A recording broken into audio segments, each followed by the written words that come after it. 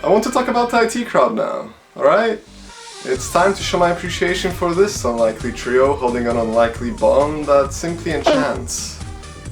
Thank God, because I could really do some enchanting. The IT crowd really has it, you know? The beautiful combination of niche knowledge and the lack of awareness, with opposites attracting and exaggerations intacting. The comedic gold just shines. Obviously the exaggerated personas are at the helm of the comedic craft, for the most part delving somewhat into the geek culture but never deep enough to confuse the general audience. With the technological humor, for example, only going as far as mentioning RAM or widely known operating systems for the sake of simple yet effective punchlines. What kind of operating system does it use? It's Vista! We're going to die! Accessibility is certainly prioritized. So even if someone doesn't quite get the joke, they can still join in on the laughter thanks to Jen extending each gag with her priceless reactions. The E? But that's a button for the internet, Roy. The button for the internet?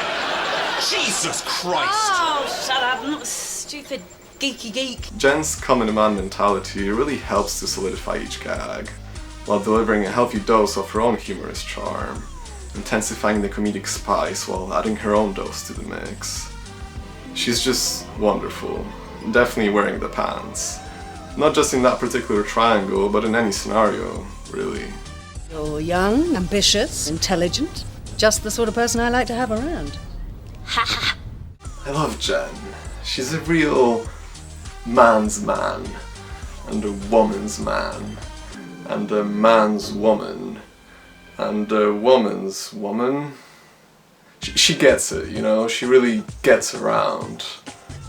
I'm losing track of the praise I'm trying to steer her way, but you get me. She has an all-encompassing presence for pretty much any situation, and really holds her own against all odds. I could translate if you want. Can you speak Italian, Jen? Tu ti piace l'odore dei gatti? Very impressive. Here, Agni. Let me get off Jen for a minute, though.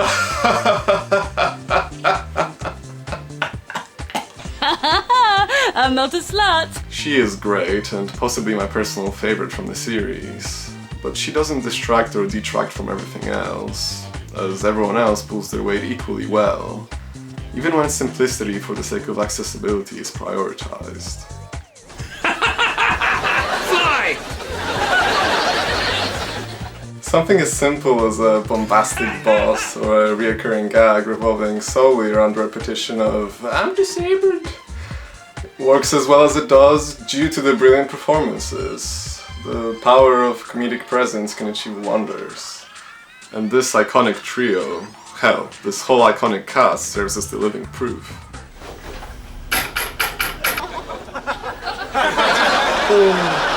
Do you need help? I'm disabled. What happened? I'm disabled. How? How what? How are you disabled? Leg disabled. But there I go, yet again, stating the obvious. I pretty much said the exact same thing regarding the overriding comedic success of the Peep Show. The energy of the chemistry is the secret ingredient holding everything together. As long as the privilege of a talented cast is at the helm, even the subpar gags or crude jokes can go a long way. To sum it up briefly for the majority of casual viewers, it's like the Big Bang Theory, right? But if it was actually good. Sure, the laugh track, I mean live audience, can be a bit obnoxious at times, but the laughs actually feel deserved most of the time. The comedic chemistry and timing of the whole ecosystem at work is just top notch. So much so that even when the writing falls short, the performances pick it right up as if effortlessly, since the sheer delivery is just that good. And although I prefer unique formats of something like the Peep Show, I'd place the actual comedic craft of the IT crowd right up there with it. Did you see the match last night? Oh, yeah. Oh, yeah, God. Did we? Wow, What a match! Yeah. Oh, all of the players running up the pitch. Running. Running down as it gets. Such athleticism. Using their... What was Rooney thinking of there? Oh, Who knows? that's Rooney. He is a foolish boy.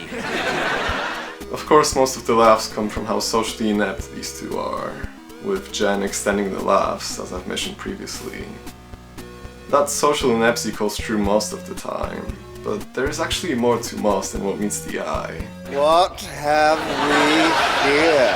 Hello. As if he actually chooses to be as detached as he is because he carries too much awareness regarding himself as well as everyone and everything else around, rather than not being self-aware enough like Roy.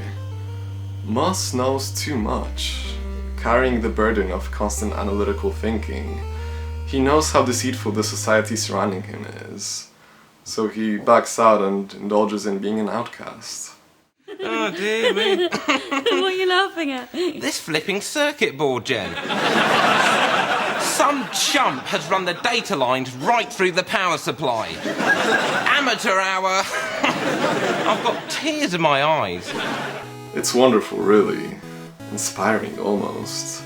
The idea of being able to temporarily conform to a society you don't really fit into for the sake of living a little from time to time is wonderful. You never really lose your true self, but you can get a peek and taste of the other side. Always having the ability to go right back into whatever you actually enjoy in the long run. So thank you, Moss, for being an inspiration to all the lovable outcasts out there. Perhaps someday I'll cross some genuinely compatible paths, but for now, I'll get back to the beauty of indulging in all these different forms of art. At least I know my favorite art won't ever betray me.